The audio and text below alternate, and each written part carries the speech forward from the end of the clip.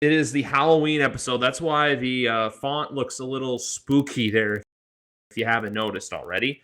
You see it right there. That's the font for today. But you know what? What's better than the font is a rallying Big Rat 310 here with us for episode 258. I know you're a little under the weather, but besides that, are you feeling okay? Yeah, I mean, battling a pretty nasty, what seems like a viral illness right now. But yeah, other than that, I'm doing all right. Excited to talk some ball. As we watch a team last week who so lost because of their own demise, which was poetic justice for me to see. But I know like we're on two different ends of the spectrum when it comes to NFL football from last weekend. Yeah. But thankfully, I can, because it was a non-conference game, I can kind of get over it a little bit easier than normal. The Bills' loss definitely hurt more. But yeah, good on you guys. And thank you. You guys helped us out by giving them a loss in the division. You know what? It's like, because I'm like, I look at it right now where I have the motto of expect to lose, hope to win. And that's what we did. So the only thing I have to say about this game really is Buffalo, I feel like, has to kill them. If they don't, that's where I think some serious red flags. Because if Tampa covers here, I think it looks like, oh, hey, Buffalo, you haven't covered in 4 games. Yeah, it's tricky. It's tricky. This one's tricky because I'm just curious. Like, the Buffalo Bills defense is obviously like not as good as they used to be without Milano, Daquan Jones, and Trey White. And we've probably talked about it on the show before, but Daquan Jones was like leading the NFL in pressure rate from D tackles before he got hurt. That was a massive, massive loss. And the Bills' defense of old in this spot, Baker Mayfield on a short week would like sack him 5 times and force 2 turnovers. Is this Bills defense capable of doing that? I do not know. So that should make it interesting. Because also for the Bills, too, after this game, it's Bengals, Broncos, Jets, and Eagles, which is not necessarily easy, except for, I would say, one of those games. Yeah, the Bengals game is on Sunday Night Football in Cincinnati. It's a pretty tough spot. It's also going to have a lot of emotion behind it for obvious reasons. Yeah, same building where the Damar Hamlin thing happened. Exactly, but you know what? Oh, wait, what were you going to say? No, continue. No, the one thing I was going to say is, you know what's better than Thursday Night Football is we have a full slate. The NFL is so weird with their scheduling, how last week 6 teams were on a bye. This week, no one's on a bye. Yeah, it's very strange. I'm guessing the only reason I could think of why they did that is maybe they want more games available most weeks. So maybe the new format is instead of 4 teams going on bye every week, it's more like 6 teams will go on bye one week, none will go on bye the next week, so we can kind of like limit the amount of teams that are unavailable at the same time as often as possible. Exactly. I agree with you there. First game we have Sunday though, Pittsburgh and Jacksonville. I'm not going to hold any strings back. When I see a plus next to the Pittsburgh Steelers, you feed that to me. Feed it. Yeah, they're at home. It's the Tomlin spot, 16-9 straight up as an underdog at home, which is just an absurd stat. Like, you'd be lucky to. It'd be great if he was 500 as an underdog at home, like outright. To be 16-9 is just ridiculous. I will, however, say that this Pittsburgh team is starting to get on my nerves a little bit. I feel like they've gotten a little lucky this season. That Rams game, Brett Maher missed 2 field goals and an extra point. 7 points he missed in a game that was got cut. Obviously a bad call by the officials in giving the Steelers the ball at the end of that game on the QB sneak. And while I don't think Stafford would have gone down and scored a touchdown, I do think Stafford could have gone down and scored a field goal if they had a competent field goal kicker who could have made the earlier field goals in the game. I do feel like that would have been within the realm of possibility, or at least overtime. Who knows? So, yeah, I think that this Pittsburgh team has gotten pretty lucky. They were lucky to beat the Ravens. They were lucky to beat the Browns. Although it was, Mike Tomlin at home. That's what they do. They win the games ugly. They have the crazy T.J. Watt strip sack or the T.J. Watt interception in their own territory like they did with the Browns and the Rams wins. So definitely, I'm well aware Pittsburgh voodoo magic is strong. It would not surprise me at all if Pittsburgh wins this game. I am going to take Jacksonville, and I know it is certainly close. I do not have a lot of confidence in this pick, and I know I'm going against the trend. I will just say that I think this Jaguars team going into New Orleans on a short week and kind of like significantly outplaying them. I know the game was close. Foster Moreau dropped the game-tying touchdown. I understand. But nonetheless, like the fact that they did that on a short week, the Saints defense hadn't allowed an opening drive touchdown in like 18 games. And the Jaguars went right down the field with the ball first and scored a touchdown right away. It was just like a very tough, resilient, like we're for real performance. I think their loss to the Texans, it's a division game. Weird things happen. We talk about that all the time on the show. And the Texans are better than people thought they were at the time. So I don't think that loss looks nearly as bad. And losing to the Chiefs, I mean, they have the best record in the NFL. Like, there's nothing wrong with that either.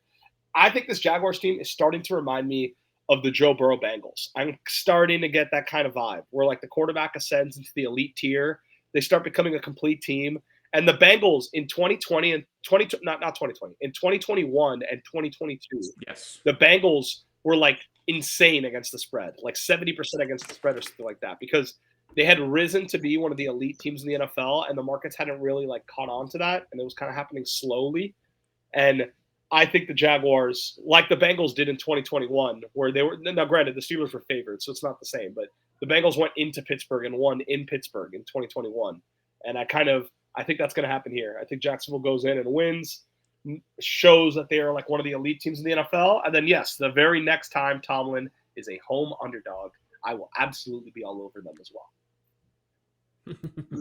I'm just sticking to the trend, but for Jacksonville, I completely agree with you. This is a game where they really have this chance to show the NFL world, hey, we're here and we're legit. Because look at the games too. I'm also picking Pittsburgh just because I feel like this is a schedule loss, kind of like what we saw to Detroit. I'm not saying Pittsburgh's going to whoop them. I'm just saying this is like a game where it's kind of like, you know what, hey, you're kind of brought back down to earth before you really catapult yourself forward. Because with Jacksonville as well, I know they haven't looked good, but you got San Francisco. Maybe my words mixed up.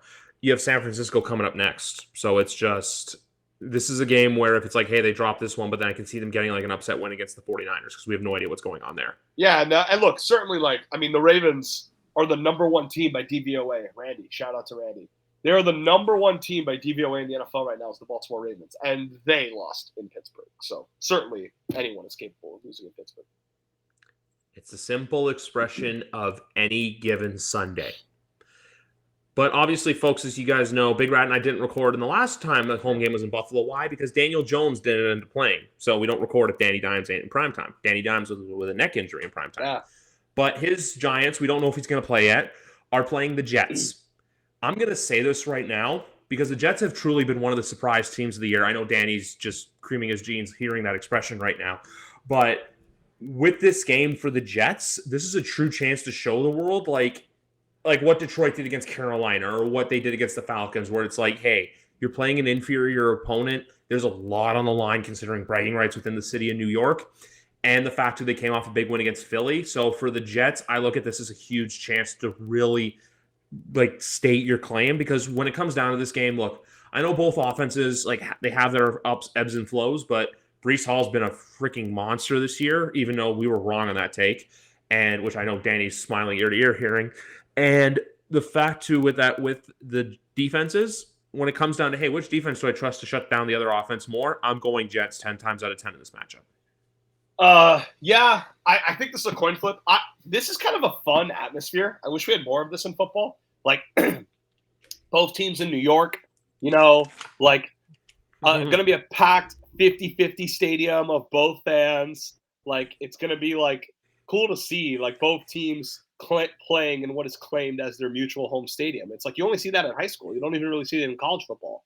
So I think this is really cool. I'm really excited for that dynamic. And I know I sound like such a nerd. I know they play this game every 4 years, but still, it's cool to have the game go on. So I remember people before the season started, one of the arguments they gave for liking the Jets win total is that AFC teams have 9 home games this year, compared to 8 on the road, which was reversed last year. So AFC teams have 9 home games this year, and this is technically a Giants home game. The Giants are the home team in this game. Yeah, so technically the Jets got 10 home games this year, which is, very, very, very wild and unexpected. But nonetheless, I really like both teams in this spot, I think, can win. I have a hard time picking this one. The Giants have been playing better. They should have beat Buffalo. They did beat the Commanders.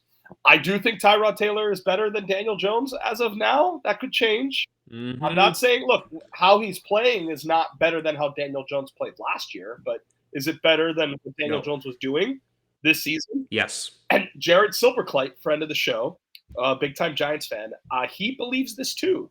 And me and him both, like only me and him, a Giants and a Dolphins fan, would recognize this. When Tyrod came into that Dolphins game at the very end of the fourth quarter, like you could kind of start to see it.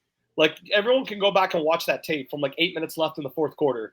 The Dolphins defense got 7 sacks that game, and they sacked Tyrod plenty, but there were just a few plays where Tyrod was escaping pressure better than Daniel Jones did, where he was making the difficult throw with a guy in his face better than Daniel Jones did. He converted a lot of key third downs. It was only like a few drives, but even then I kind of started noticing, oh, wow, like I think Tyrod's really going to help this team. And then certainly, against the Bills and against the Commanders, it is kind of like prime Tyrod in Buffalo in the sense of they're not scoring a lot, but like the offense looks like they're getting first downs. Like they're constantly moving the ball. They're rarely punting. Obviously against the Bills, they felt on the Bills, they got stopped on downs on the 1 yard line twice. So that should have been at least like 15, 16 points. And for that reason, I think the Giants or the Jets can win this game. I have a hard time picking it. I'll go with the home team. Yeah, I'm like in the same boat where it's a battle of both teams. It's just when it comes down to this game, it's which defense do I buy more stock into, and that's the New York Jets defense. That's all. Like it's who do you? My joke. Pardon me? You didn't appreciate my joke. I said I'll take the home team. Oh yeah, went over my head. I just did another podcast appearance before this, so I'm kind of like not like you running on fumes, but just like the overall like. As everyone knows out there, the best thing you can do about a joke is retelling it, delayed after the fact. That obviously like maximizes the impact of the humor. And we also, the name of the podcast title for the show is saying, I want the home team to win, which people gotta listen to about the 12:22 mark to figure out, hey, why did we get to this point?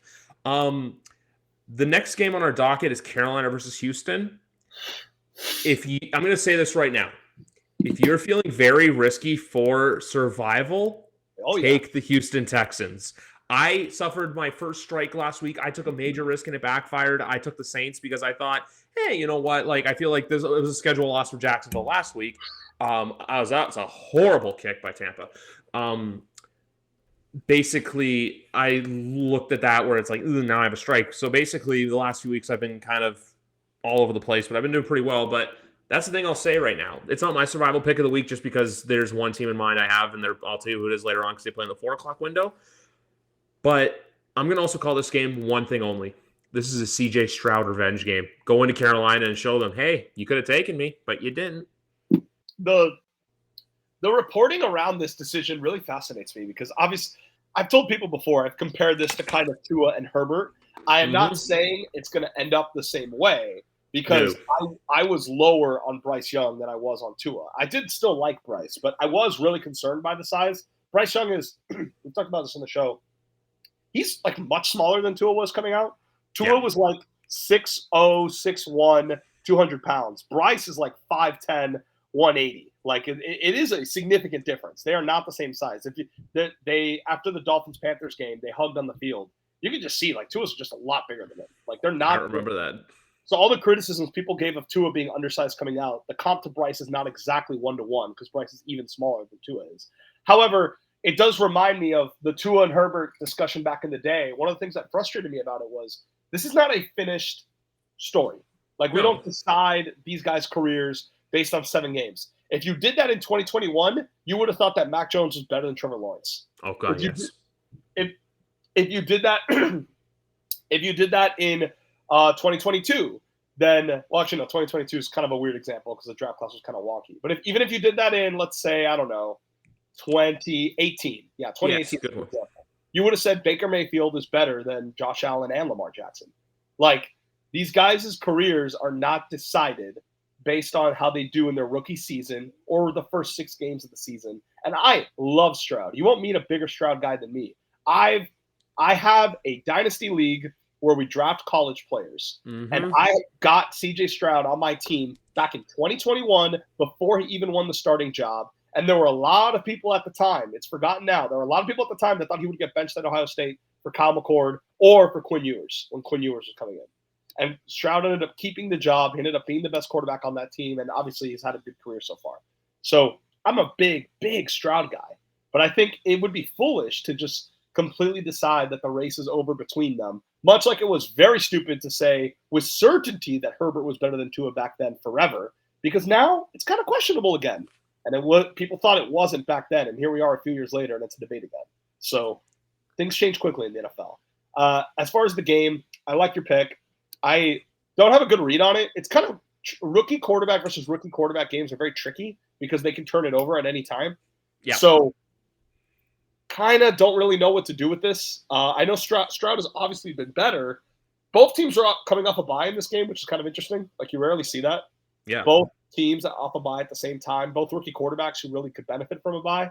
I don't have a good read either way. I can lean towards the Texans, I guess, but I could absolutely see the Panthers getting their first win of the season here, but it's close. It's close. Yeah, it's a weird spot. I just think it's the same thing too with like these teams. I'm just like I'm looking at Houston and especially Stroud from that whole standpoint of, hey, you can go show the world, hey, for the the regular NFL fan, because I basically put the NFL fans in a few categories where there's the people that like just watch the Super Bowl, but they're not even fans. They just like, hey, they watch the one game a year and they're there for halftime. Then you get the fans that they know stuff, but then they like they watch like every week, but they're not like dialed in. Then there are, and this is my podcast going to say it, then there are the sick fucks like you and me who talk about this stuff 365. So from that standpoint, I'm saying it because like we know the whole stuff, and also to that weird like Wunderlich test, and especially too with the reports that Frank Reich wanted CJ Stroud. Yeah, it was David Tepper who picked Bryce Young. Yeah, and that's never, in general in football, it's like it's never good when the owner gets involved in the quarterback decision. And there were those reports that Josh McCown and Frank Reich really loved Stroud. They told Stroud, we'll find a court in Charlotte to play pickup together. Yeah, like it's not ideal. But again, Bryce Young's career is not over. Bryce Young has no help on that team. Like Adam Thielen is being asked to play like it's 2017 again because they truly just don't have anyone else. Like it is not fair. Like, and I said this before the season that I didn't think their offense was not possible for their offense to play well because of Adam Thielen, Hayden Hurst, and DJ Chark being their top receiving options. So it's just too early. It's just too early. Exactly. But moving on to a game not too early. It's our matchup, buddy. We're the 1 o'clock window this time. All right. Let's get I have one question for you. Are you worried about the chance of Miami overlooking this game because of what lies ahead across the pond in Germany next Sunday morning? Yeah, I've heard this from a few people. I would say no. I would say it was possible for that to be true, but I think a few things have changed. So for those who don't know, here's if you want to know what a sandwich spot or a trap game is in football, it kind of meets this definition. Last week was the Eagles game, a hyped-up game on primetime. There's this Patriots game. Then they go to the Chiefs in Germany, and then they have their bye. So, like, and then truly, Vegas. Like, what? And then Vegas, and then I believe the Black Friday game, right? Yeah. Then Vegas, and then the Black Friday game. So, in theory, you would think, okay, they'll devote less energy to the Patriots game because the other games take a lot more priority.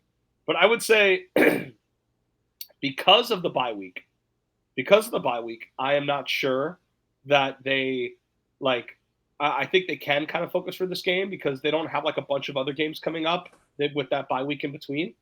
I would also say that I think that the Patriots winning last week certainly raises their attention profile to the Finns of, they just beat the Bills, who the Dolphins got crushed by. So I think that also makes it like a reason to not overlook them. The Jalen Ramsey is coming back. I saw that today. This is his return. And quite obviously, I think that is going to be a very, very big deal. I think that is going to get a lot of attention, a lot of fanfare, and I think everyone's going to be hyped up. Also, like, this is a little inside baseball, but the defensive starters are going to get announced for this game. I don't know how other teams do it. The Dolphins alternate which side of the ball gets announced. Patriots usually do offense, I think. Patriots only do offense? They usually. I think it varies, but you're talking to a guy who's only been to one game at Gillette Stadium, so I'm not too sure. Okay, fair enough. Well, the Dolphins alternate between offense and defense every week, and they purposely like lined up the schedule so that they can announce the defense on Sunday. So they're going to announce Jalen Ramsey. It's going to get a massive ovation. Everyone's going to be juiced up, and I think there's going to be some energy for this game, especially defensively. For it being Jalen Ramsey's return, I think the defensive guys, I don't think they're thinking about Patrick Mahomes. I think they're going to get fired up for this one for that reason. And I think McDaniel realizes, too, that last week created a very big opportunity for the Dolphins with the Bills losing a game that the Dolphins had already won. The Bills lost at New England. The Dolphins already won at New England. So that is not a game that the Bills can make up. For example, they lost to the Jets. If we also lose at the Jets, then that kind of makes up for that Bills loss. It becomes equal for both teams. They can't make this one up because it's a team we already won in the same circumstance.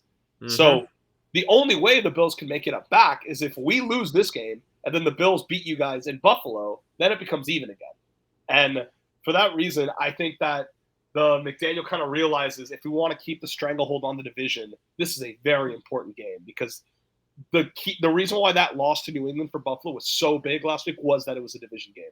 So I'm willing to say it. It sounds crazy. Like, in some ways, it's better for them long term to win this game than to win the Chiefs game because it is so important to not have any other losses in the division this year if they want to win that division. Like, beating the Chiefs and getting tiebreaker is great, but if you don't win the AFC East, that doesn't matter. You'll never have tiebreaker with them in the first place. It'll be Buffalo. Because ultimately, the end goal for everyone is to have a playoff game at home. That's the ultimate end goal and end game for every other team. So I completely agree with your reasoning as someone who's been in those shoes for a very, very long time. Obviously, I'm not now. Look, well, I'll ask you in a minute about the offensive health because look, Tyreek Hill appeared in the injury report, and so did Jalen Waddle because I know he had the weird back injury against Philly. Yeah.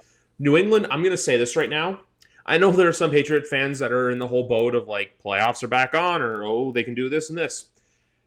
I look at this game from the perspective of being at a casino, and the Patriots basically had little to no money left, and they just won big on blackjack or roulette, and now they're kind of walking around with more money than they walked in with. It's like walking in with $50 and you're up to $400 or $500 at the casino. So winning this week is just them more or less playing with house money. Kind of like, hey, they got nothing to lose. They're 2-5. If they go to 3-5 somehow, I'll say this right now, their next 5 games are extremely winnable. It's the Commanders, it's the Colts game, which is in Germany the following week, the bye week, then at the Giants, then Chargers, who look really wonky at the moment, and then the Steelers game before they play Week 15 at home to Patrick Mahomes on Monday Night Football, ensuring that for the 4th straight year that the Patriots are going to lose the week of my birthday because that's just how life goes. So if they do win this game, I'm not saying they're not going to run that 5-0 table, but if they win Sunday, go to 3-5, and then go 3-2 down the stretch, you're 6-7 in the middle of Christmas, which isn't terrible, but it basically means that, hey, there are these games that are like some games that are like up for grabs because their season so far has gone like this. Because you and I haven't spoken, we spoke last for Dallas. So they had the 2 games where I was like, okay, it is what it is. And they beat the Jets. Then they got shit pumped by the Cowboys. Then they had a nervous breakdown against the Saints. I still don't know how to God that happened. And then they lost to Vegas, and then they beat Buffalo. So this is either a peak moment in the season where it's like, hey, they got a lucky win, or it's a moment of turning things around.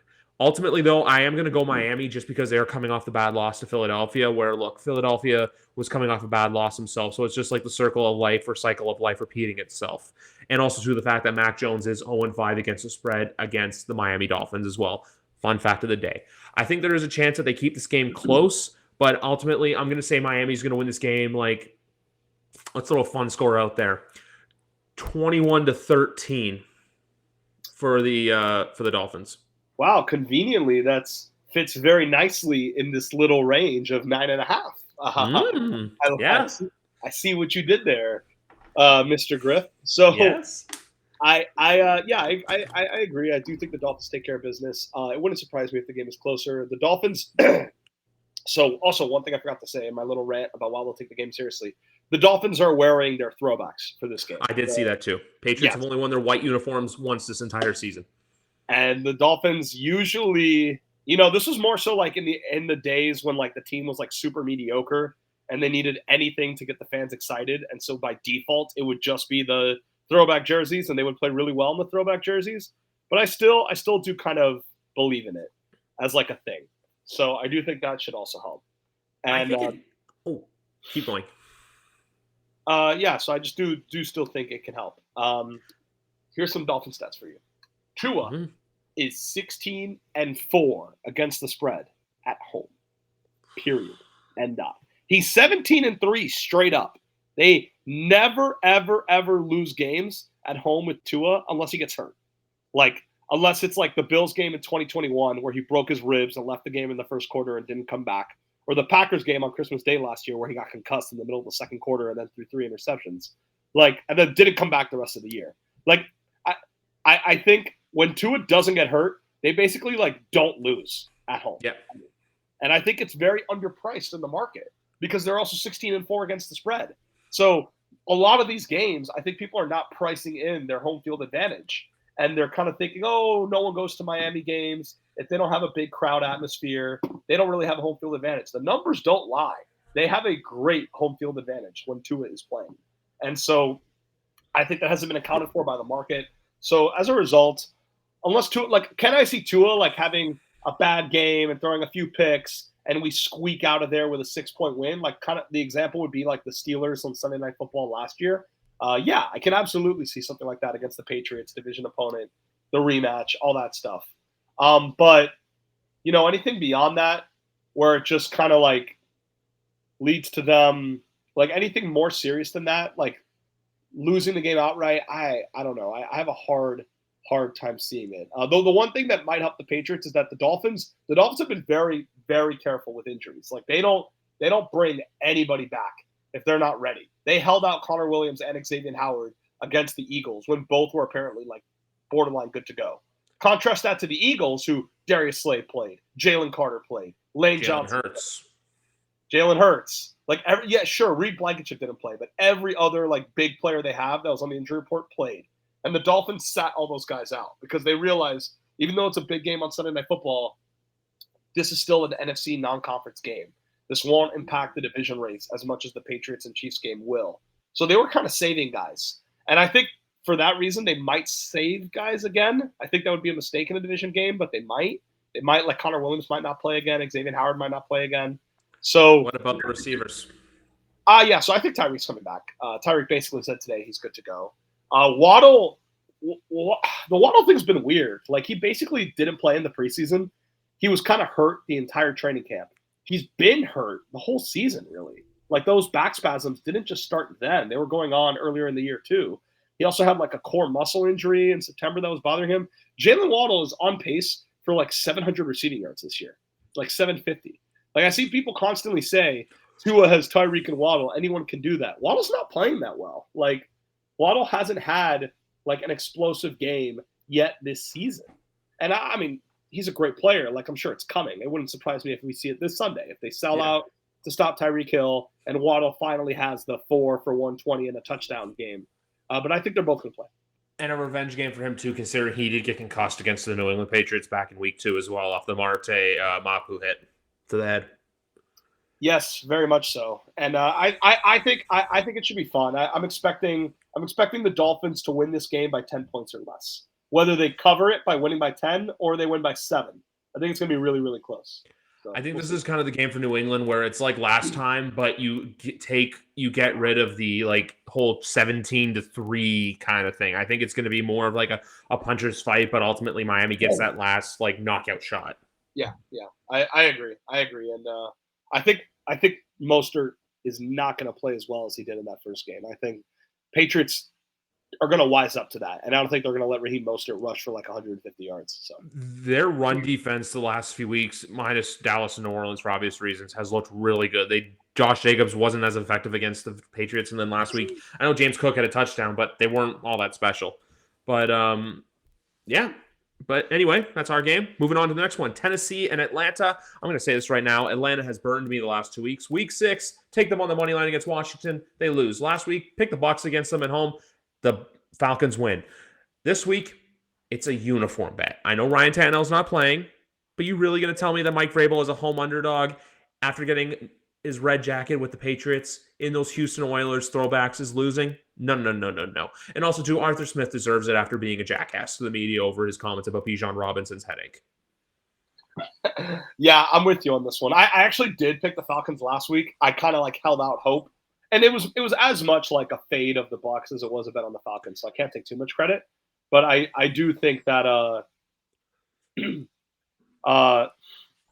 whatchamacallit, this week with the Titans, I do agree with you that the Titans can win this one. It's not even that I'm a big Will Levis guy. He might not even play that well, but it's just that with that defense, I think they're really good at stopping the run. That's obviously big against Atlanta. Which quarterback's going to fuck up more?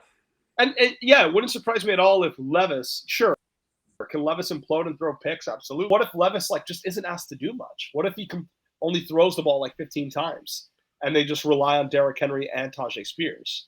So that's kind of the path for how I can see Levis keeping them in the game, even though he himself maybe not playing well. A good comparison would probably be Tua's debut, which was week 8 of the 2020 season against the Rams. He was coming off a bye.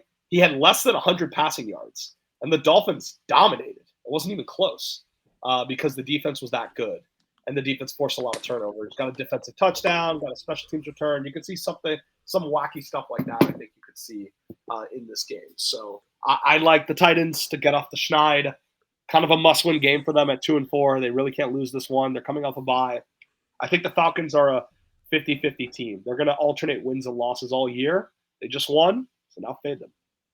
Yep. Exactly. That's it. And also, too, I feel like with Tennessee, if this truly is the last game of their core together, guys like Derrick Henry are probably going to show out. Like a D-Hop, I think he finally has a game because he hasn't really done that much this year. So I like 2 of those players to do well. But it's kind of that thing where it's just, hey, Will, go in there, don't screw up, and we're going to get a win. I think that's pretty much the moral of the message for this coming week in Nashville in those nice little throwback uniforms. Rivalry game alert, Green Bay versus Minnesota. I am sorry. I'm out on Jordan Love. He's just the last 2 weeks has done he threw identical game losing interceptions. And also as well, you made the Broncos look somewhat compatible, which I don't know how you do that. So I got to go with the Vikings here in this game. I think Monday night was a true page turner for them where it's hey, Minnesota's not as bad as we think. It's just some of these big games aren't going to go their way, but they found one to go their way. Yeah, I am going to disagree. Yeah, it's weird. It's interesting. We've had a few games that were actually kind of split on today. The Jacksonville game, this game, and there was another one, but I forget. New England and Miami, of course. Oh, on yeah, but that was on the spread. That's different than on the winner. I think Houston, Carolina. Yeah, I mean, I do kind of like Houston. I just don't think it's as much of a lock as not that you said it was a lock. You know what I mean? I'm not as strong on it as you are. So, yeah, I'm on the Packers here. They will make my Fab 5 this week. For those listening, my Fab 5 as of now is Packers, Jaguars. I do like the Titans. I haven't decided yet on them. They're in the back of my mind. First 2 are the opposite of me. For 2 of the 3, yes. Just for 2 of the 3, though. So I mean, we got more games to go. I think this is kind of the bottom of the market for the Packers. It's for the exact reasons you said. It's they haven't looked good. They lost to the Raiders and the Broncos in back-to-back weeks. Everyone wants to fade them. This is kind of the bottom of their market. They still did beat the Saints. They still came very close to beating the Falcons. They beat the shit out of the Bears. So they have some good things in their resume, excluding kind of the last few weeks. So I'm for that reason, I'm kind of more optimistic that they can do something good in a division. This is a division game against a division opponent in Green Bay, kind of the Packers season, kind of a must-win spot. I do worry about Jordan Love against this Brian Flores defense because the success I've had with betting Minnesota this year is that you can usually trust a Brian Flores defense to beat up on a bad quarterback. That's them against the Panthers was a good bet for that reason because Bryce is bad at this point in his career. That doesn't mean he's going to be bad forever. Again, I'm not to repeat myself. Similarly, when the Vikings played the Bears, I came very close to taking the Vikings in Survivor that week, but I ultimately decided not to. But I was very, very close because I thought this is a bad quarterback, a bad offense, and I think Brian Flores can really shut them down. And the Bears' offense was struggling before Fields got hurt. I mean, even before Fields got hurt. So I don't think that's the reason why the game went the way it did. I think the Vikings, you're kind of catching two teams at their opposite value right now. The like Vikings crossroads. Yeah, because the Vikings are at the top of their market. They just beat the Niners, who everyone thought was the best team in the league, on Monday Night Football in front of a national audience. So they're at the peak of their market, and the Packers are at the bottom of their market because they lost to the Broncos, who everyone hates. So for that reason, I'm just going to take the Packers, not even for really good football logic, just on the basis of it's a division game. Anything can happen. One team's at their high, the other team's at their low, and I think this is where the tables turn, and the Packers get a very important win at home. They need this game. They need this game badly. So I'm going to take Green Bay. I also saw the total for this game is currently at 41.5. I kind of like the over for that. I don't know what it is. I agree with you on that. Yeah, because, Aaron Jones, I guess this is one of the reasons I defend the Packers. Aaron Jones still hasn't really played. Like, he didn't play for a lot of the season early on. Then, on top of that, he comes back. They have their bye week, right? He comes back last week against the Broncos, right? He only played 11 snaps. So he didn't really play. The last time Aaron Jones was really integrated and playing a lot for this Packers team was week 1. And he looked great. And that was when the Packers looked great. So I'm holding out hope that Aaron Jones will play more than 11 snaps this week. And he'll actually start to kind of get back to who he was. And he's probably their best player. So I do think that makes a big difference. Their best player on offense, at least. Two things before we move on to this game. One, my fiance was brave enough to pick the Minnesota Vikings in survival week 6. Oh, wow. Respect. Yep. She also took Denver week 4 against Chicago. Wow. Fading the Bears, basically. And then we took and then her and I took the Broncos in week 5. No, we picked the Jets week 5, excuse me. I can see this game going either way just because I look at the spread too. Remember week 1 as well, I was so on the Packers because they were plus money, and I was like, they're plus money to the Bears. I'm like, the Bears aren't that good, and it kind of came to fruition. Dallas versus the LA Rams. I'm not making any qualms about this. Cowboys. I think the loss to the Niners really is going to be a turning point in their season to where it's not what we thought they were, but it's, hey, they learned from this, considering how they won against the Chargers. And now this week you're playing a Rams team that I think is not as good as they were getting out of the gates. I know they had a bit of a hot start, but I think this is a true game for Dallas to show the world, hey, we belong in that upper echelon talk of the NFC. Yeah, the Rams, I was telling this to my brother last week. They're probably they're a tricky book. They're probably the team that I have the hardest time understanding. And for that reason, I think the Rams, they're confusing to me. Like, I never know when they're good. I never know when they're bad. I don't know how to read them. And for that reason, I really struggle to pick their games. It's like, I just don't know. Is this team going to go 5-12 again like they did last year? Is this team going to go 9-8 and make the playoffs? I have no clue. It's kind of like McDonald's French fries. It's like, am I going to get hot fries? Am I going to get room temperature? Or am I going to get the bottom of the barrel that suck? It's like that. You never know. Some weeks you get the crispy golden fries that are perfectly salted, and some weeks you get things that are not even edible because that's how much salt they are on them. It's like kind of like that. Yeah, I think that the Rams will probably like end up doing well, but it's gonna take some time. And for that reason, I mean, in this game, I think the Cowboys are going to win. The spread, I just have no idea. Like, I have no idea what it's going to look like. I have no idea if they're going to win by 3 or by 6 or by 10 or by 15 or lose. I think they're going to win, but I just have a really hard time picking this one. I could see this game being similar to last week where it's close, but then the Cowboys kind of just pull away and, like, I don't know, 27-17. Let's say that score.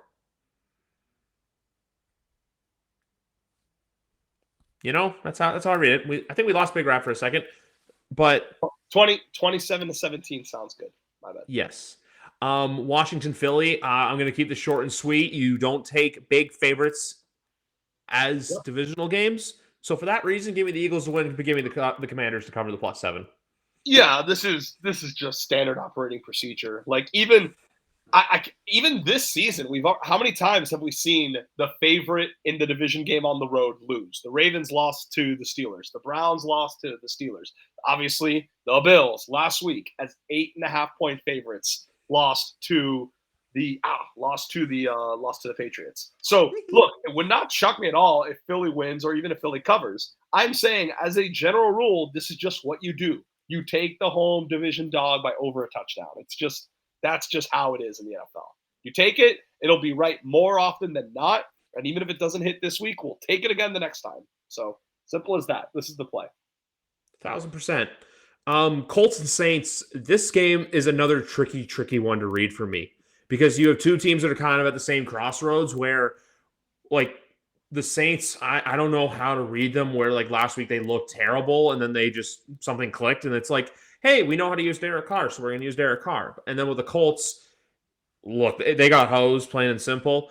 But I think this can be a very exciting game this week. I think that's how this game is going to go.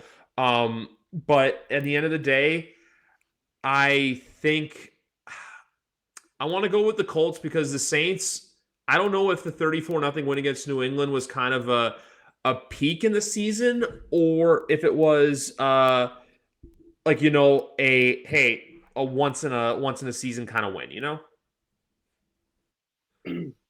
Yeah, this is tricky for me. The Saints, I actually do feel like up to now, they're the opposite of the Rams for me. I feel like I've read them pretty well. I thought they were a little overrated. I like the Falcons more in the division. I thought they were closer to the Bucs than the media made it seem. The Saints, by the way, a little betting trivia since we like to talk about it a lot on here. They are the worst team against the spread in the NFL. They are 1-6-1. Wait, that doesn't make sense. They're 1-5-1 against the spread in the NFL. They pushed against Carolina on Monday Night Football. They covered against your Patriots, obviously. They did not cover every other game. Literally every other game they didn't cover. They didn't cover against Jacksonville. They didn't cover against the Bucs. They didn't cover who's in between the Patriots and Jacksonville. It was a team they lost to. Houston, that's right. So this is the worst against the spread team in the NFL. Now, you can kind of look at that both ways. Was this team overrated at the start of the season? Yes. However, these numbers tend to reverse to the mean over time. The market does a better job of pricing them accurately, with the exception of the Tom Brady Bucs last year, who were 4-12-1 against the spread because they just could not stop overrating Tom Brady, and so they just couldn't get it in their heads that the team wasn't that good anymore. And because of that, the Bucs went 4-12-1 against the spread. So I think most of the time spreads tend to reverse to the mean. And if the Saints cover the spread, that typically means the Saints are going to win this game. Shane Steichen, I think, has done a good job. They have a really good offense, despite the fact that Gardner Minshew has basically been the starter the entire year. Receiver. Anthony Richardson. And of course, he's looked really good this year, though, on a serious note. He's played really well this year. Yes. And now, like what they're getting now that they didn't get last year is that Josh Downs on the other side is making a lot of plays. Like a lot people out there who like don't follow the NFL as closely as we do and maybe don't watch a lot of Colts games. Josh Downs is playing really, really well. He had a 5 for 125 and a touchdown last week. He had 97 yards against the Titans a few weeks before that. He's got 400 receiving yards on the season already. That is more than Jalen Waddle, everyone. Josh Downs is currently outplaying Jalen Waddle. Pick out of North Carolina. So he's a really good player. And I think him and Pittman make for an exciting combo. And Shane Steichen's just a really good coach. Like that, they're a great example of a team that looks well coached. They look like they maximize what they have, given their limitations at quarterback and given their limitations like on the defense. Like they really look like they maximize what they have. So I it's hard. I feel like a Shane Steichen team versus a Dennis Allen team. The Shane Steichen team should win and should cover, but I also think the Saints are not going to keep not covering. So it's close. It's close. I'm going to very, very narrowly, just a gut feeling, going to take the Saints. But this is the game I'm probably least sure of all of them this weekend. There's a reason the spread is same. So low. This though screams. It's like it's a get right for both, but ultimately I think it's more of a get right game for the Saints. And I'm also going to say this now: in 2 weeks, that Patriot Colt game in Germany is going to be very, very low scoring. So just heads up for that one. We take you take European unders.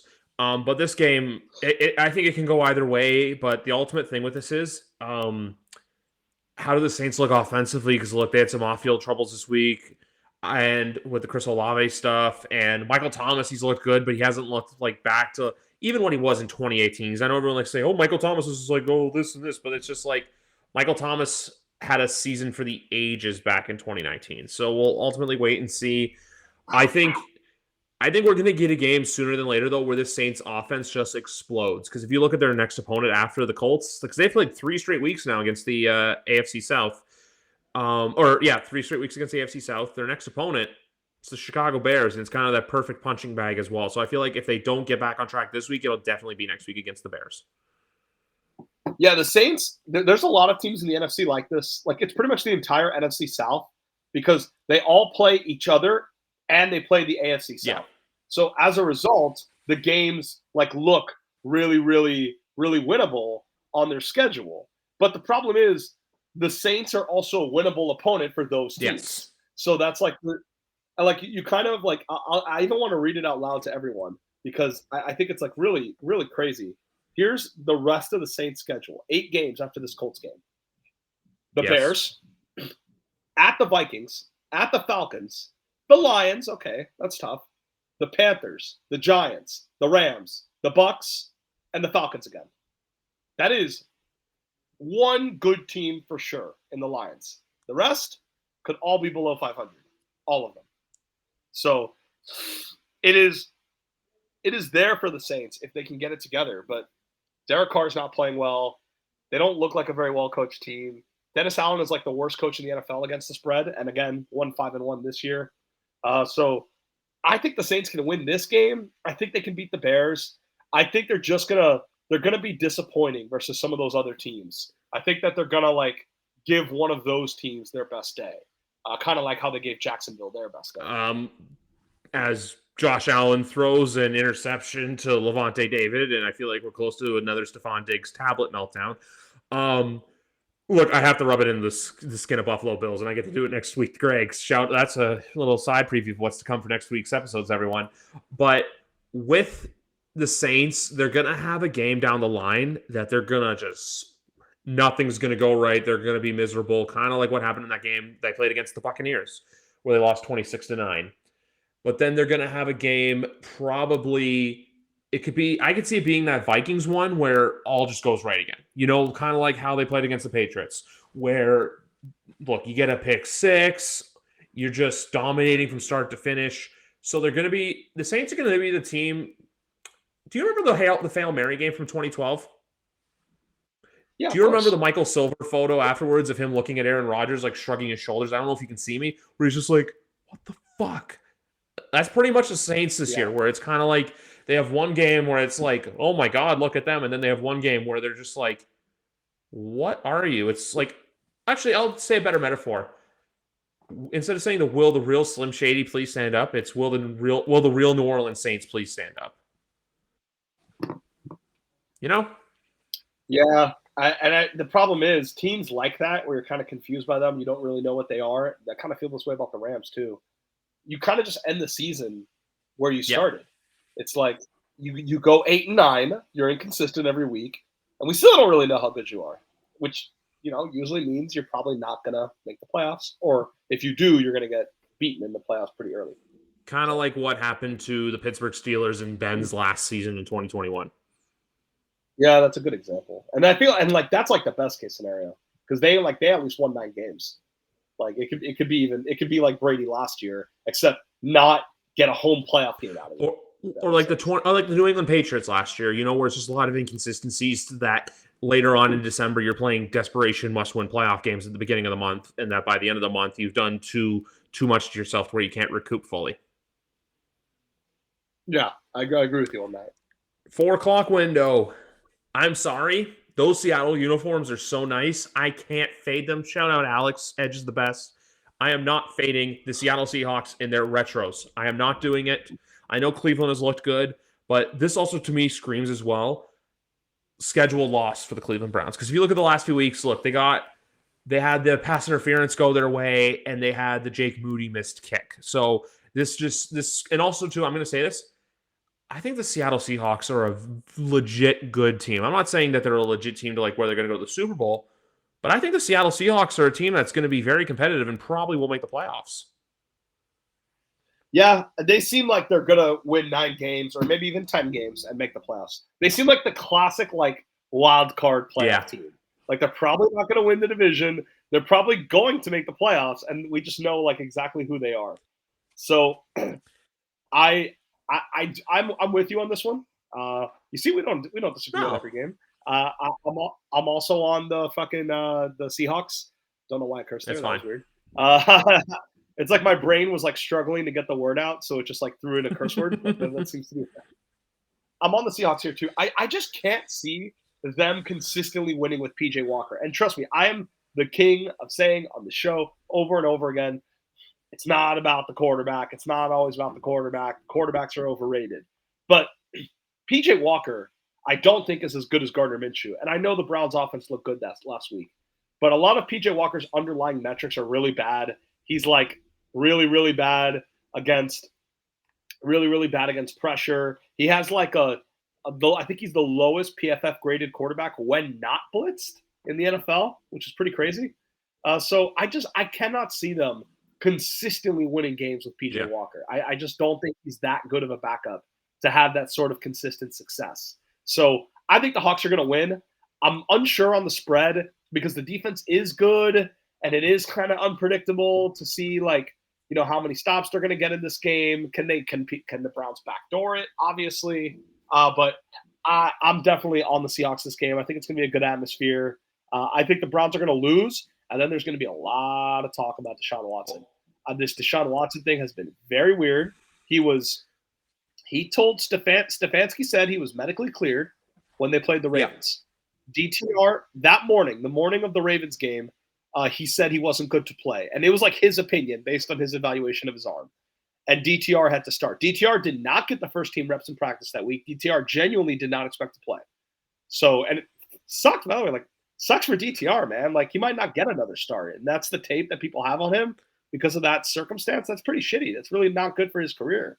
So Watson then says it's a shoulder injury. Okay. He happens to skip the next game, which was just, the hardest game on the Browns schedule against probably the best defense they'll play all year in San Francisco, but fine. Conveniently skips that. Comes back for the Colts game, throws 2 picks, gets put in concussion protocol, clears concussion protocol, but does not come back to the game because he says his shoulder's still not right. Stefanski that day said he would play against the Seahawks the following week. And then yesterday we find out he is not playing against the Seahawks. This has been very weird. It doesn't make sense. It's been strange. And I'm not trying to accuse the guy of not wanting to play. Or even, I don't think it's as much not wanting to play. I think it's more not wanting to look bad. He doesn't want to play and throw several picks and look bad. He's fine playing against the Colts. And then he throws a couple interceptions and he changes his mind. And I think that if they're winning with PJ Walker, I think the Browns organization will kind of let this go. But if they ever start to lose games or look bad, I think there'll be some internal pressure to get him back on the field. I think so as well, because we all know at the end of the day that Kevin Stefanski's job is on the line as well when it comes to a game like this. Yep, absolutely. On the Seattle front, though, this game also is a must-win because their schedule going forward, as I need to Gabe Davis touchdown badly, goes Ravens, Commanders, but then this is where it gets tough. At the Rams, burst to the 49ers on Thanksgiving.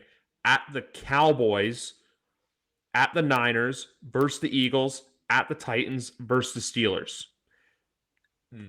That's a pretty big gauntlet coming up for the Seattle Seahawks. So I think if you really want to stay in the conversation to where it's not going to bite you so say if you can afford to lose like the San Francisco games or even the game to Dallas, to that where if you get this win now, it's like an insurance policy, hey, save it for later. So I think that's another reason why they need to win this game. Mm-hmm. Yeah, I think agree with you there. Yeah, it's a uniform bet. It's another uniform bet, honestly. I look at those jerseys and I'm just there. If I were to take the spread, I probably would adjust the line to -2.5 instead of 3, just to give you that little buffer room there. And look, I know we both agree that, they're like the classic wild card team, not going to win their division, but going to make the playoffs. I will say, though, it is worth saying if they win this game, they'll be 5-2. That's one of the best records in the NFL, their defense also is playing their defense has been playing pretty solid this year. And also, too, offensively, Kenneth Walker III's looked really good. DK Metcalf, Tyler Lockett, and also Jackson Smith and Jigba's finally starting to pick up as well. He's starting to get involved. He's starting to make plays, and that's what makes them scary, like the possibility that he could play more. And shout out Jake Bobo as well. I just love the name. Yeah, great name. Next up on the docket is Denver and Kansas City. This is my survival pick of the week for two reasons. One, excuse me, you're I've been talking a lot. One, Patrick Mahomes against the AFC West. You just take it. The other, I feel like this is the best chance to take the Chiefs, considering that their next two games are the Eagles and the Dolphins. So if there's, and I haven't used them yet, so if there's a spot to take the Eagle, if you have the chance to still take the Chiefs in survival, take it now. It's just with Kansas City, that +7 scares the hell out of me. We're going to disagree again. Oh, no. I hate picking Kansas City on the spread. They burned me 2 weeks ago on that fucking Butker field goal. Look, trust me. I sound like an idiot for fading Patrick Mahomes in an AFC West game against the team that has not beaten the Chiefs in 10 years, or I guess 8 years to be exact. They have not beaten the Chiefs. The Broncos have not beaten the Chiefs since week 2 of the 2015 season with Peyton Manning. That was the last quarterback to beat the Chiefs. It has been 8 years of losses. Yep, almost as bad as the Jets-Patriots one. I still think the Jets-Patriots one is worse because the Patriots are 7-0 against the Jets since Tom Brady left, which is just fucking hilarious. Like, even after Brady left, they're still 7-0 against the Jets. It's incredible. So I think that's more embarrassing than like never beating Patrick Mahomes. So more clearly understandable. But I think that I'm not saying the Broncos are going to win this game, but I am saying that I do think the Broncos will play better than they played on Thursday Night Football a couple weeks ago, which was an 11-point game in Kansas City. This is in Denver, and the spread is 7. So Vegas is telling you they think it'll be a closer game than that one was. I think the Broncos last year they lost to the Chiefs by 6 points and by 3 points. They care about this game a lot. This is the Denver Broncos Super Bowl. And I know this as a Dolphins fan whenever New England comes to town. And sure, the Dolphins were probably more capable because the Dolphins were like a 500 team. The Broncos are probably not a 500 team. So I understand it's not 1-1. But I do think that Denver has a few ways they can keep this game closer. And we just said it with the Eagles-Commanders game. We never take the big division favorites on the road. Patrick Mahomes is probably the exception to the rule because he is 29-3 against the AFC West in his career. 29-3. That's better than Brady. Like, that's absurd. So I understand that this could look very stupid. When it comes to Survivor, like needing to guarantee that your team will win, it's hard to get much more reliable than Patrick Mahomes against the AFC West. But it is a road division game. And road division games are tricky. Weird things happen. The Bills just lost to New England last week, which was actually a bigger spread than this game is. So Vegas actually thought Patriots beating the Bills was more unlikely than Denver winning this weekend. So the Chiefs might win. It's very possible that Broncos cover but lose a heartbreaker. Can totally see that. But I expect the Broncos to put up a really good fight in this game. And I got Broncos +6.5 in my Fab 5. Give me Chiefs to win, but Broncos to cover. How about that? Deal. Split the difference. Like, let's do 30-24. Deal. Yeah, everyone goes on happy. This next one, I don't know how you're going to feel about it, but it is as the ticker comes along, and I have to wait for the game. Oh, yes. San Francisco and Cincinnati. I'm going to pick Cincinnati, and I'm going to give you a couple reasons why, besides the obvious with the quarterback situation. Because Mike Florio made a really good point about this today. How Chargers-Chiefs last week, the Chiefs had 10 days of rest. The Chargers had 6. You have the exact same situation this week. You have the Bengals coming off their bye week, and you have the 49ers on 6 days of rest. This, like I said, I'm not confident in the pick. It's just when I look at stuff like that, and when, like I said, Florio made that point today, I'm like, you got to go with a team that's better rested. And +2 with Cincinnati, I think they really turned the corner, especially after the Jamar Chase comments with the 7-11 and stuff like that. I think, look, I don't want to call San Francisco fraudulent because I still think they are the best team in the NFC. But this is that weird schneid in the season where, look, lose this one, go into your bye week, and then see what happens from there. But with Cincinnati, like I said, I gotta lean on the team that's more rested. I agree with you. I definitely, I mean, well, like, I mean, winning outright, I'm still kind of like figuring it out. But I do like the Bengals on the spread here. So I think the Bengals will cover. I definitely think they could win. I'm picking the Bengals to win this game. So we're in agreement here. The Bengals coming off a bye week, that's huge. You know, Joe Burrow was not healthy. So I know he was starting to play better against the Cardinals. It was kind of a little under discussed that in that Seahawks game, it still kind of looked like the Joe Burrow from the start of the season again. Like he had like two really good drives early on, but the Bengals only scored 17 points. He completed like no passes down the field, and I believe he didn't even have like 200 passing yards. Like it wasn't like every immediately, Yeah. just because they won that. But nonetheless, you give him a bye week.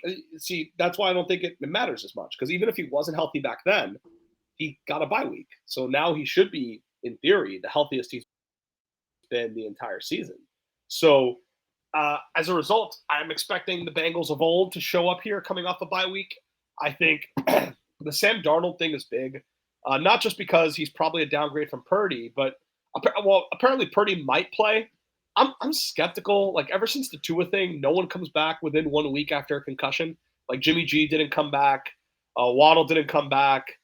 There was another example, I forget who it was, but there's been a few examples this year of quarterbacks not making it back from concussion. It's like standard protocol now. You miss a game when you have a concussion. So I would be surprised if Brock Purdy is the exception to that rule because it would just bring on a lot of heat to the Niners if something bad happens. So for that reason, I'm expecting Darnold to play. And I think that the uncertainty about whether Purdy's going to play or not is also going to kind of mess up the week of practice for Yeah. Darnold.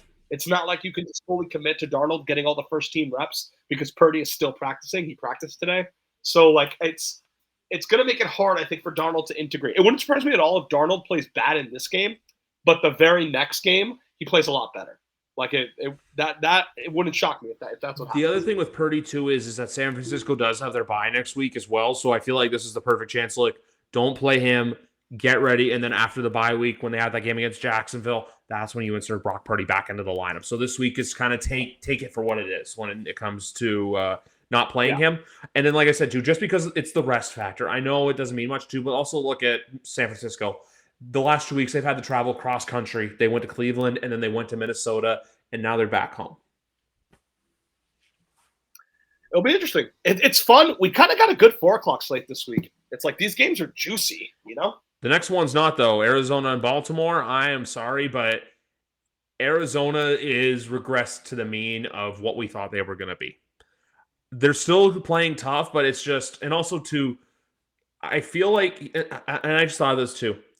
Baltimore looks really, really good. Like you said, best team in DVOA. Shout out Randy. But do you think that this is a potential letdown spot for the Ravens, or do you think that with the Cardinals, it's regressed to the mean and that we'll probably see Kyler Murray back to form? Or even here's another example of what could happen. This could be a Patriots-Bills game from last year where all just goes right for the Cardinals, and then the next day, like 5 guys from the team are gone. Yeah, so I think that it's tricky for 2 reasons. The Ravens this year have actually kind of been not good as favorites. Like they've had a little chiefism to them where they are like good as underdogs, but not are good as short favorites, but they're not good as big favorites. They were big favorites against the Colts. They lost outright, not only not covering. So usually I would say take the Cardinals in this spot. They're at home. Their last 2 games were on the road against the Rams and the Seahawks. So they're finally coming back home. This could be like a bounce back spot for them. But my problem is the only debate for me is whether or not they cover. I cannot see the Ravens losing outright. They're just playing too well. And so for that reason, it's like, sure, can the Cardinals be plucky and lose by 7? Yeah, I can see it. But that's just not enough to get me excited. That's not enough to like get the juices flowing. Yeah. So I could see the Cardinals covering, but I think the smart play is to pick the Ravens to win outright and probably to take the Ravens in the spread. Like, it wouldn't shock me at all if the Cardinals offense struggles to score. So where even if the Ravens offense doesn't play as well as they did against the Lions, they could win this game like 20-7, and that covers. Exactly.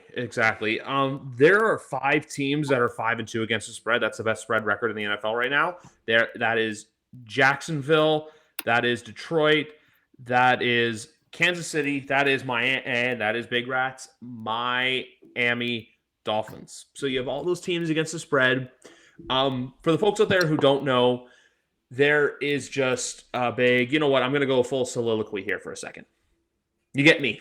Hi, everybody. Griffin here for a second. Big Rat had to step out. I had to take a phone call. But the big thing with this week's slate of games is, and also for you guys knowing the betting videos, last week was my worst week of betting, but at the same time too, I didn't care because my team lost. They had been losing. As I stand up and adjust myself. Why? Because this chair is not fun to sit on. And also have a microphone with a nice little stand hand. So, you know what? It's good there. Next week for Thursday Night Football, we get a pretty decent game, Titans and Steelers. I'm sure we'll talk about that. We'll elaborate on it as well. But you have a bunch of weird stuff. So, so far, if you want to think I'm wrong on what I'm thinking about picking for this, please tell me by tomorrow because I always film the video on Fridays. I want to go Houston on the spread at that -3 number, or Tennessee on the spread and then Houston money line. And then over under, I don't know. Like I was saying earlier, I like the Steelers and not Steelers. I like that Saints-Colts game to go over just because, look, Saints haven't scored a lot, but I feel like this could be the game where they really break out. We don't know yet. But the last, week 7 and week 8, both have been very, very interesting spread-wise because you get a couple of teams as we get let's do the dance, everyone. Let's do the dance. We get a false start offense number something. I can't hear Scott Novak because TV's muted, but that's right there. Literally. I am staring. It is literally the TV's 3 feet away from me. That's why I changed this setup. I know before it used to be in my bedroom, but I changed it down in the basement so I could always watch the games live in time instead of having the game here, having a stream there. So that's how you know it is. But no, this week it's just really wonky with what to go with for the spread. The other one I might do too is even instead of taking Tennessee on the spread, might adjust to that Seattle number because I like it so much. And because like I said too, I want to take those teams that are wearing the throwback uniforms as picks so I can insert their throwback logos into my video. You know, it's a fun little thing to do because why the hell not? Oh man. But no, so far Buffalo too, man. I need them on the minus. I took them at -7.5 in my spread pool, so we'll have to wait and see what happens. But Buffalo, you really got to win this game as an outsider because why? Shit ain't not look pretty, especially if the Buccaneers win, which I would love to see because Buffalo would just be coming back to earth, and that is it. But anyway, guys, we're gonna bring Big Rat back because he is back in the room, and we are getting ready to talk some Sunday Night Football on NBC. Mike and Chris are the best on TV. I'm going to say this quite frankly, to be honest with you, Big Rat. I like the Chargers outright here because I feel like last week was the Bears with this cute little story. They got their win, but this is a game that the Chargers really need. Yeah, I agree. I like the Chargers to bounce back. I don't like the spread number though at 8.5. Yeah, it's tough. The Chargers, none of the 2 Chargers wins came by more than a touchdown. So now they're supposed to win by 8.5. I know the Bears are the Bears and it's Tyson Bagent, but I don't know. I have a hard time understanding where it's going to go. So for that reason, I kind of just lean towards, if you want to take the Chargers in a Survivor League, I don't mind that. I know it's a little risky. You can't really trust the Chargers, but still, this is about as good of a spot as you're going to have with the Chargers. I'd be shocked. If you don't trust the Chargers here, when are you going to use them? Even home against Denver, I would not play the Chargers. Oh, God, no. So. The other thing I was saying while you were gone, by the way, is next Thursday night, I feel like we get the first good Thursday night game of the year, which is Tennessee and Pittsburgh. Yeah, that should be interesting. Yeah. Although last week's Thursday game was good. Although we weren't sure it was good. That's what I meant. It's you're not sure of it. And after that, we get Bears and Panthers, which, yeesh. But with the Chargers, though, this is another game they have to have because you have at the Jets versus the Lions, which is not going to be a home game after what we saw the Lions fans do in Tampa. At the Packers versus the Ravens, and then at the Patriots versus the Broncos, at the Raiders versus the Bills, at the Broncos versus the Chiefs. If you lose this game for the Bears, this is going to be one that comes back to bite you in the ass come December time. Yep, fully agree. I honestly got nothing more to say. Yeah, same. I'm the same way. And then Monday Night Football. The only thing I have to say about this game is Detroit Lions bounce back. Yeah, I took the Lions in Survivor this week. Well, and I'll be clear. I took them in a very specific Survivor league where there's only 8 people left in this league. It's a small pool. It's not like I wouldn't do in a larger pool for sure. Take risks, get ballsy, save the good teams for later in the year. This is a small pool where there's only 8 people left, so it's like anyone can win the pool at any given point. So I'm trying to be a little more cautious. And they're the team of all these big favorites. They're the one I trust the most. Obviously, Eagles and Chiefs division games. Obviously, Chiefs. And also yes, there's reason to use the Chiefs in Survivor because Mahomes doesn't lose to the AFC West. But I've already used the Chiefs, so couldn't you do that? Ravens. It's safe. It's certainly very safe, but them being bad as big favorites has just kind of bothered me. Them losing to the Colts outright kind of bothered me. That was at home. So a little scared about that. A little scared about the Chargers. I'm expecting them to win. I even said take them in Survivor. You can trust them in Survivor 5 seconds ago. But personally, if I had to pick between the Chargers and the Lions, again, when there's only 8 people left in the pool. So, 4 people have a bad week and we're down to the final 4. So if you're at maximum, if you're in a pool like mine, where you want the most security, this is the game I have the most security of. The Lions versus the Raiders in Detroit. I don't care that Jimmy G's coming back. I thought this Raiders team was overrated going into last week anyways. They were probably the worst 3-3 team in the NFL going into last week. All their wins have been by very, very close margins. I think on the road at Detroit, can they keep it competitive? Sure, maybe. But I don't think they're going to outright win the game. So come on, Lions, take me home. So mine has my survival pool is 38 people. Fun fact: the Bills have knocked the most people out in weeks 5 and week 7. That includes my father and my sister. Can I quickly run through you the teams I've taken in survival? So week 1, I went Commanders. Week 2, I did the Bills. Week 3, I did the Niners. Week 4, I did the Jags. That was the Atlanta game in London. Oh, nice. Week 5, I did the Jets. Once again, week 6, I did the Ravens in London. Week 7, I did the Saints, unfortunately. I have the Chiefs right now, but I'm looking at the Yahoo numbers. The Chiefs are only selected by 4.78% of people.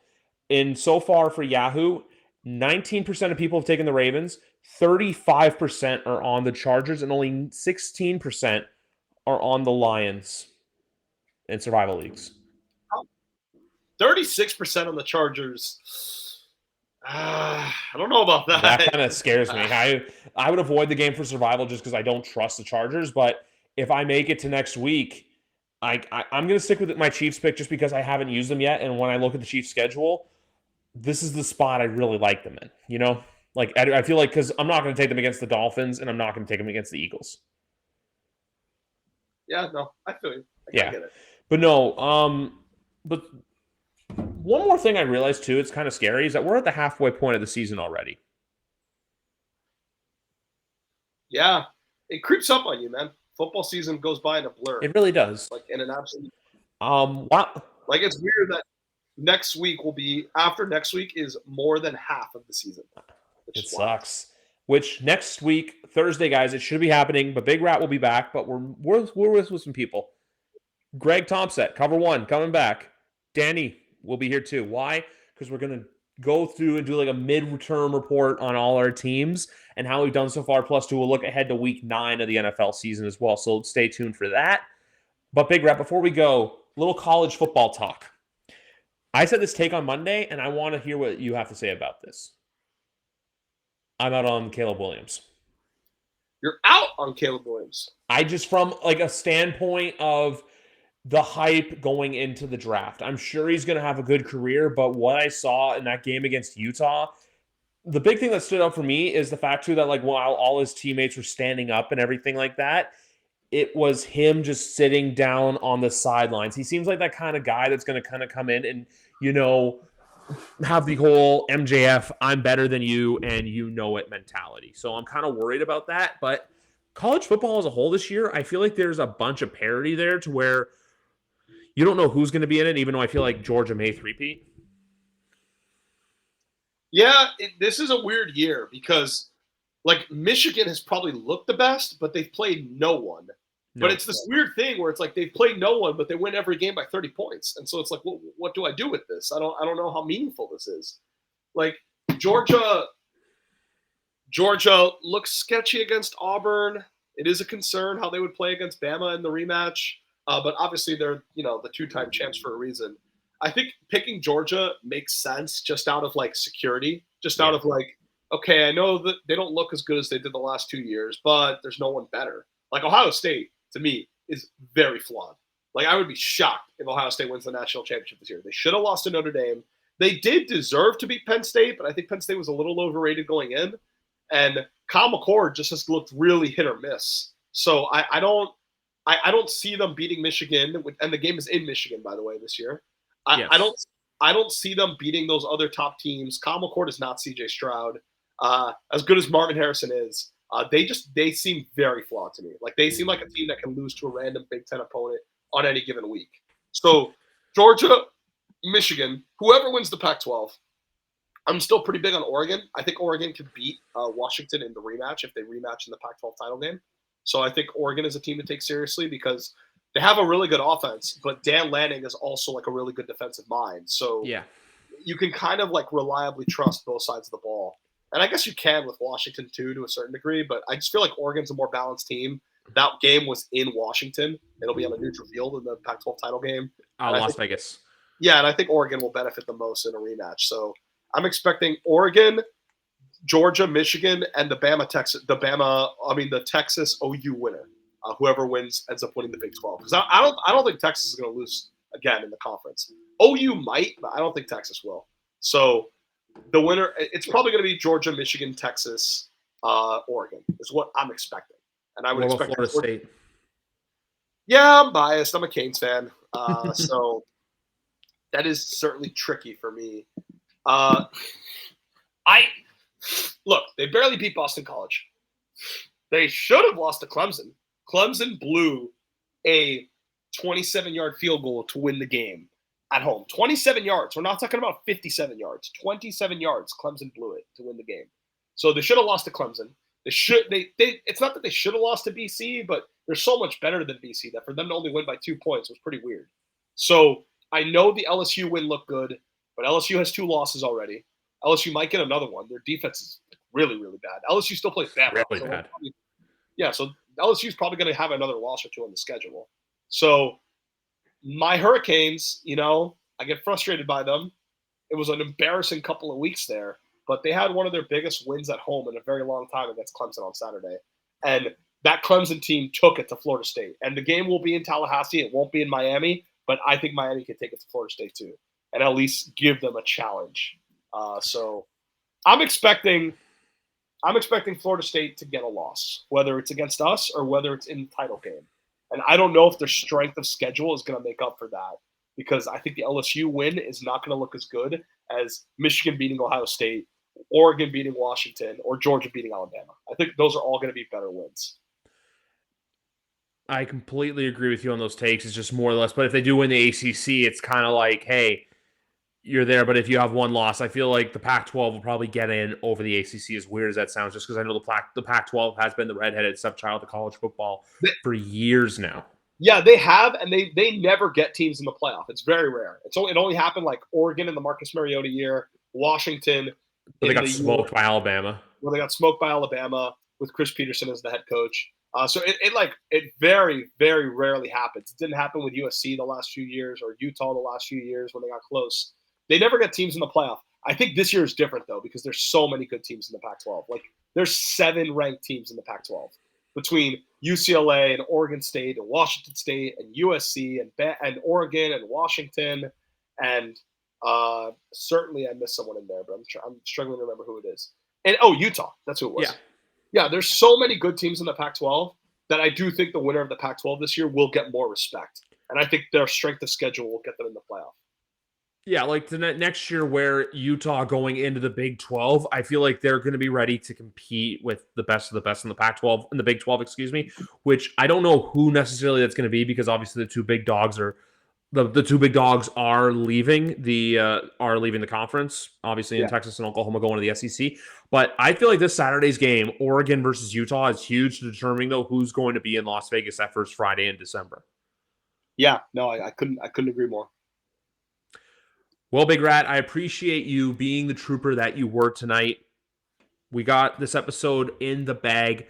I got to look it up again, but it's 2:58. I do this all the time, guys, because my memory right now is pretty much mush. But you know what? As my YouTube app waits to download, I was right. This has been episode number 258 of YWC Football Talk, guys. Enjoy your weeks.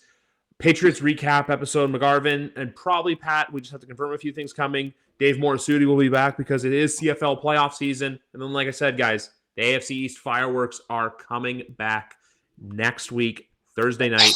Stay tuned for all of that. Enjoy your nights. In case we don't talk before then, have a safe and happy Halloween. That's why the fonts were all scary looking tonight.